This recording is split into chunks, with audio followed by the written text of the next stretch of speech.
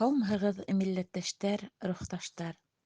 Рухият байрамыбыҙ мөбәрәк булһын, һөҙөмтәле булһын, һәр кемегеҙгә уңыштар, рух күтәренкелеге, рух юғарылығы насип итһен тигән теләктә ҡалам.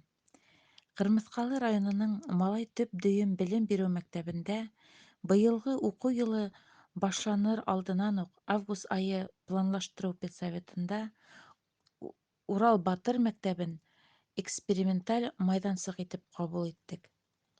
Мәктәбебеҙ бөтөнләйе менән сумған был эшкә тиһәм дә була. Был Урал Батыр мәктәбе эксперименталь майҙансығы башҡорт теле һәм әҙәбиәте уҡытыусыһы көсө менән генә алып барылмай. Класс етәкселәренең тәрбиәүи эш пландарында башҡорт теле һәм әҙәбиәте предметтарынан тыш тарих, йәмғиәтте өйрәнеү, рухи-әхлаҡи мәҙәниәт нигеҙҙәре, музыка, һынлы сәнғәт дәрестәрендә региональ компонент булараҡ, ә инде тыуған яҡты өйрәнеү, ғаилә ҡиммәттәре нигеҙе кеүек дәрестән тыш эшмәкәрлектә һәм хазина фольклор түңәрәге эшмәкәрлегендә сағыла.